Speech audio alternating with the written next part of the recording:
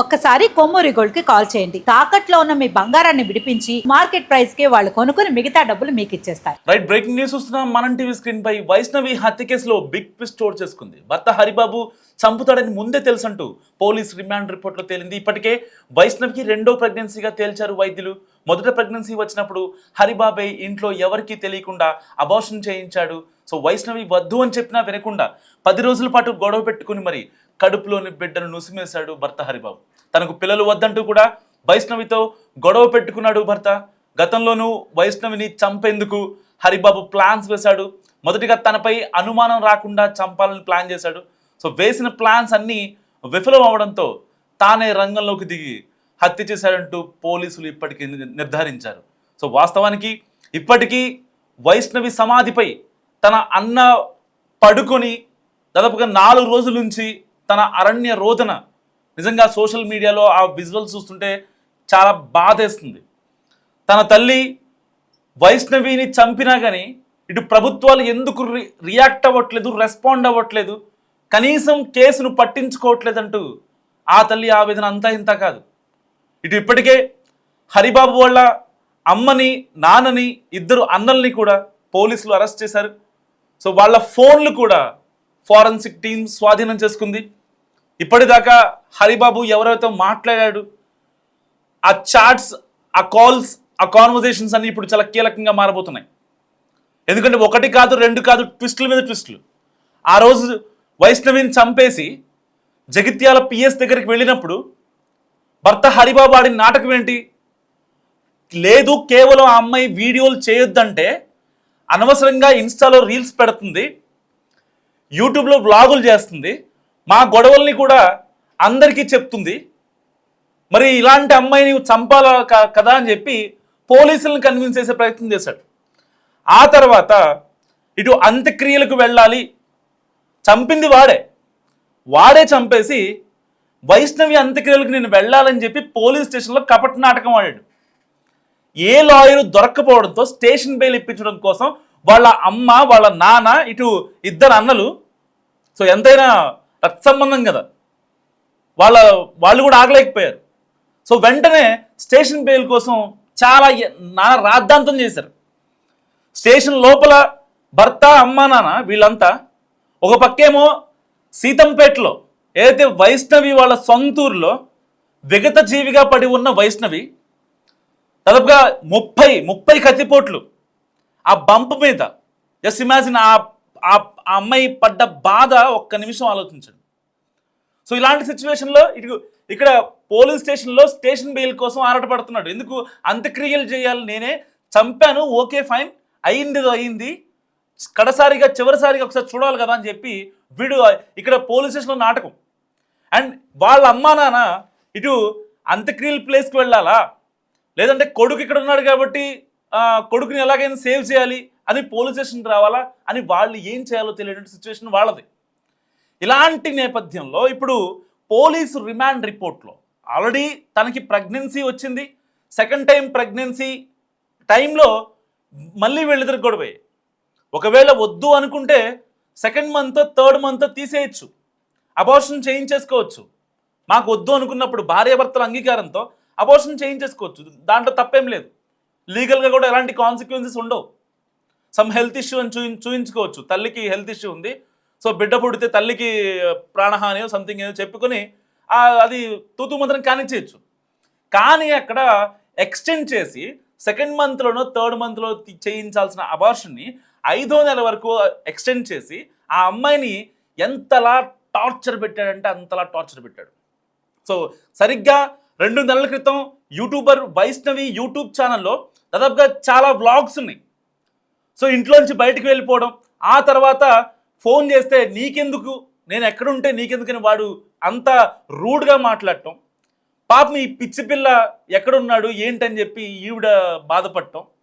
So అవన్నీ తన వ్లాగ్స్లో మనం చూసాం.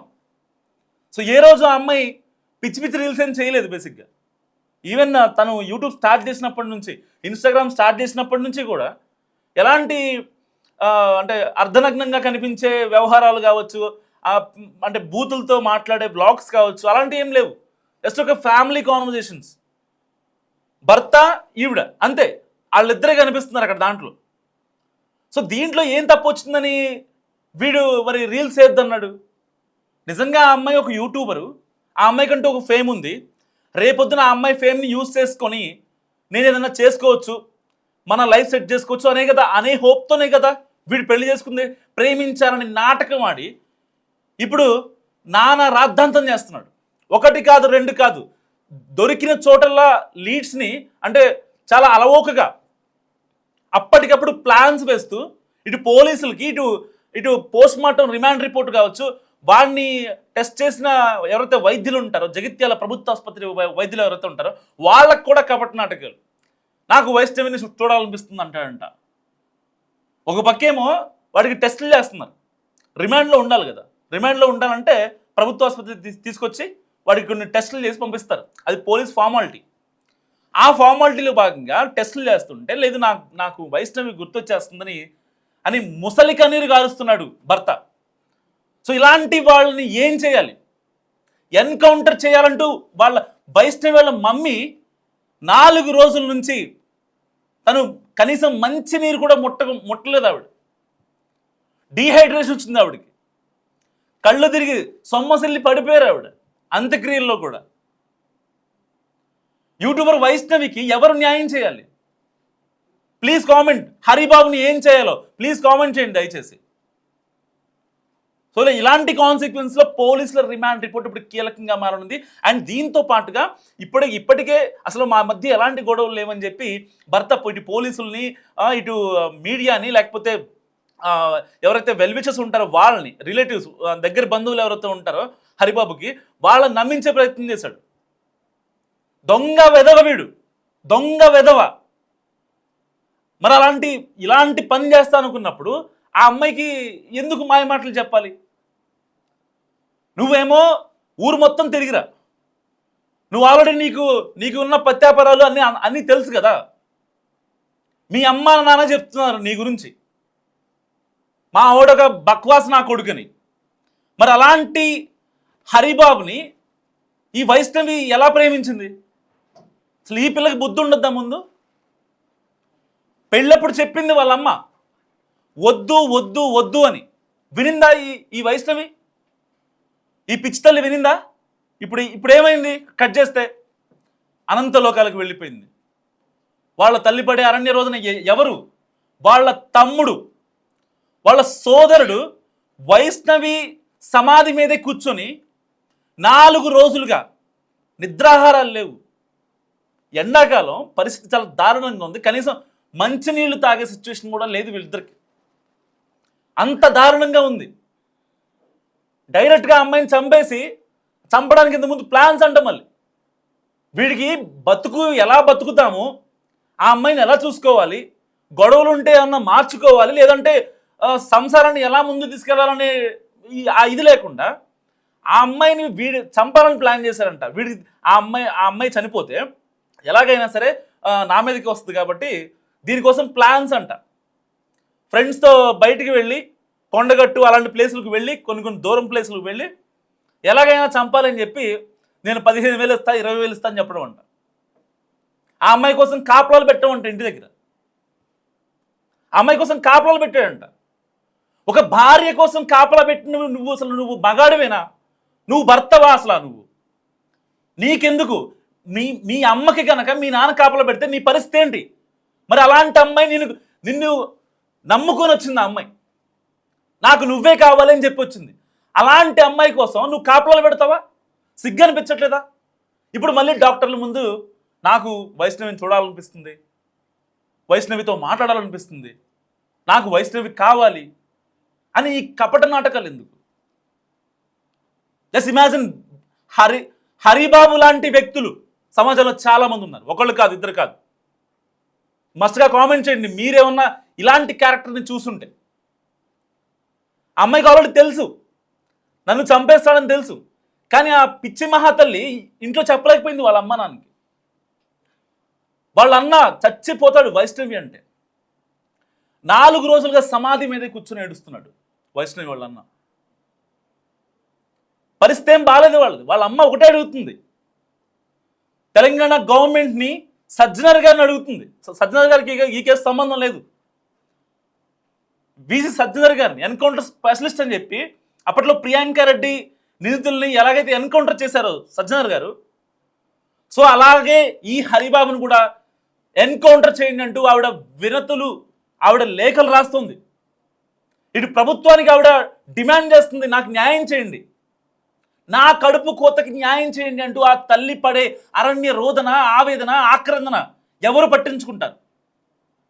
జస్ట్ ఇమాజిన్ ఆ తల్లి ఎంత బాధపడుతుందో. సో పోలీస్ రిమాండ్ రిపోర్ట్లో మరిన్ని విషయాలు, కీలక విషయాలు వెలుగులోకి వచ్చే అవకాశం ఉంది. ఎందుకంటే ఇప్పటికే వాళ్ళకి సంబంధించిన ఫోన్స్ అన్నిటినీ ఇటు ఫారెన్సిక్ టీం తీసేసుకుంది. సో దానికి సంబంధించి ఈ యొక్క వాట్సాప్ కావచ్చు, ఇన్స్టా కావచ్చు, ఫేస్బుక్, సో ఇలాంటి సోషల్ మీడియా ప్లాట్ఫామ్స్ యొక్క కీలకమైన కాన్వర్జేషన్ మొత్తాన్ని బయటకు తీసే పనిలో పడ్డారు పోలీసులు.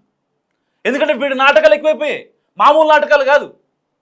చేసిందంతా చేసి అక్కడ కూర్చొని ఎవరు వస్తే వాళ్ళ దగ్గర ఒక డ్రామా, ఎవరు వస్తే అసలు వాడు పోలీస్ అయినా లేకపోతే ఇంకొకడైనా ఎవరు వచ్చినా వాళ్ళ దగ్గర ఒక డ్రామా. వైసీపీని చూడాలనిపిస్తుంది.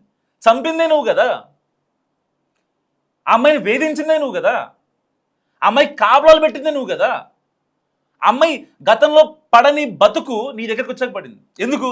భర్త అనే ఒక మాటకి విలువిచ్చి పడింది. ఆ అమ్మాయికి నిజంగా పడాల్సిన అవసరం ఉందా?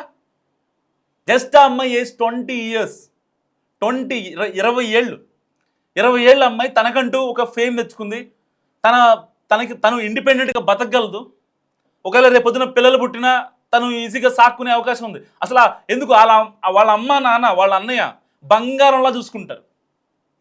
ఇలాంటి నేపథ్యంలో మరి నిజంగా ఈ కసాయి భర్తకి నమ్మినోడే యముడైనటువంటి ఈ హరిబాబును నమ్మాల్సిన అవసరం ఉందా వైష్ణవికి? ఎస్, ప్లీజ్ కామెంట్ చేసి ప్రయత్నించండి. చాలా మంది ఇన్ఫ్లుయెన్సర్లు, చాలా మంది, ఒకళ్ళు కాదు, ఇద్దరు కాదు, బయటకు వచ్చే కేసులు ఇలాంటివి కొన్ని మాత్రమే, బయటకు రాని కేసులు ఎన్నో ఉన్నాయి. ఇలాంటి వాళ్ళందరికీ యూట్యూబర్ వైష్ణవి కేసు ఒక పర్ఫెక్ట్ ఎగ్జాంపుల్. మాయ మాటలకి నమ్మొద్దు.